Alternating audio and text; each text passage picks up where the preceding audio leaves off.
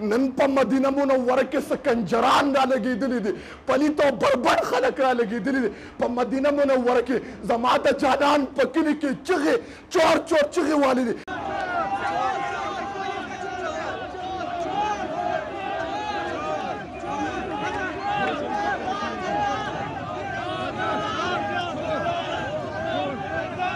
حالانکہ قرآن کی زمان رب فرمائی یا ایوہ الذین آمنوا لا ترفعوا اصواتکم فوق صوت النبی. قسم دے تاسو تا اعلان دے چہ زمان دا پیغمبر دا آواز دا پاسا تاسو आवाज اوچت نکے. نن بربر خلق بے مور بے پلار خلق په مدینه کې چغې وي. دما محترم دا د موستا ایمان پا نن به یو کنجر او پلیت سړی را پاسي دغه سړی به سپورټ کوي نه چې د مدینې نه په د مسجد نبوي نه بار لګیا دی. ورنه کله داسې دی د حاجي محمد امین سے په باره کې راځي عاشق رسول باندې یادېږي وایي مدینې ته لاړه هفته پسې رامنډه کړه. خلکو ورته وایي ځان ته عاشق وایي مړه د عشق دعوې کې هفته پس رالی خلکو تنګ کوي دا څه عالم دی. وایي قسم دې یوه هفته وشوه ما د مدینې منورې په کوڅه کې خپې لخپې ګرځېدلې.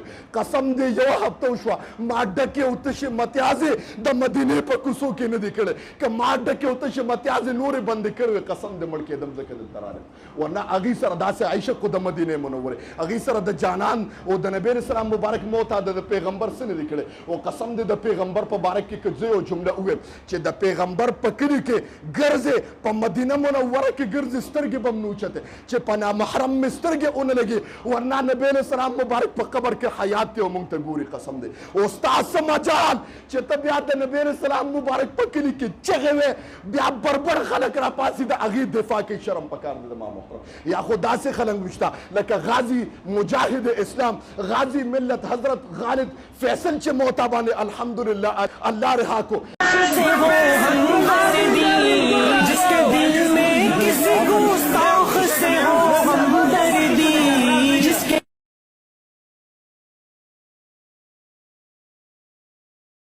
من داسې نوجوان چې 1400 صدي بعد د نبی علیه السلام مبارک په عشق کې سر کټکولو ته په دا باندې ولاړې. یا داسې نوجوانان شته یا داسې پلیت خلک شته چې د پیغمبر په کلي کې چغې چور چور وایي مړه. داسې پلیت خلک شته. زمونږ او ستاسو دا عقیده او ایمان پاتې شو. زمونږ او ستاسو دا عقیده په مونږ خو به د نبی اسلام مبارک په ذات باندې غیرت کوو چې د نبی اسلام مبارک د ویښته ګستاخي دا خو د نبی اسلام مبارک د کلي ده چې د ویښته ګستاخي چا وکړه قسم دی چې سر ته قطع کړم. دا د موستا ایمان دی دا د موستا عقیده ده چې د پیغمبر ابوبکر صدیق نبی اسلام مبارک چا شکایت وکړو پلار راغی د الله رسول ابوبکر نن مانه سپیړه په ډک مجلس کې استدا ابوبکر صدیق نبی اسلام راوخته ابوبکر وایا نن د پلار څنګه والده ما خو ته په دا روپ کې نه وی لیدلې ما خو ستا ته جواب نه دی اورېدلې مخاطب ته نن د پپلار لاس اوچت کړي د الله رسول خبره د عام دغه نه ده. نن د ستاسو مبارک په ذات کې یو الف یو لفظ داسې وي د الله رسول مانه اون شو ما دا اون کتل چې زه د نطفه نه پیدا یم ما دا اون کتل چې د پلار څومره درجه ده د الله رسول ته تونه مې ته وستا او پسینه ولا سم لاستم د الله په ذات قسم که قرآن کې د پلار تذکره نه و چې سر مې والی و د ما محترم د پلار په باره کې دا قسم دی نن کم عالم دی وګوره په دنیا باندې کم عالم دی څومره توهینونه کېږي د مساجدو توهینونه کېږي د موستا ایمان په غیرت کې نه راځي.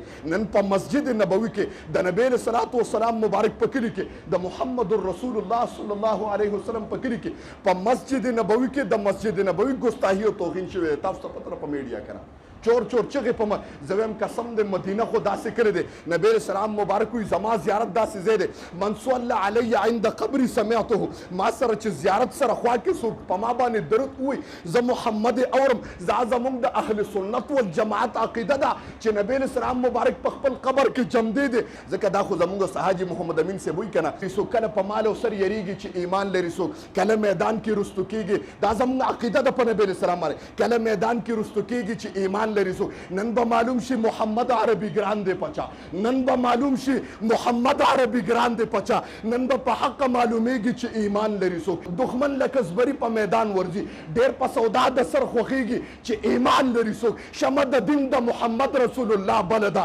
لکه پتنګ پې ستی کېږي چې ایمان لري څوک. دا د غیرت وینا څوک نه کړي بې غیرتو لره په دې وینا هغه پوهېږي چې ایمان لري څوک. محمد امین په ننګ د دین کفن فساد تړلې ورسره هغه روانېږي چې ایمان لري. څوک واخر دعوانا الحمدلله.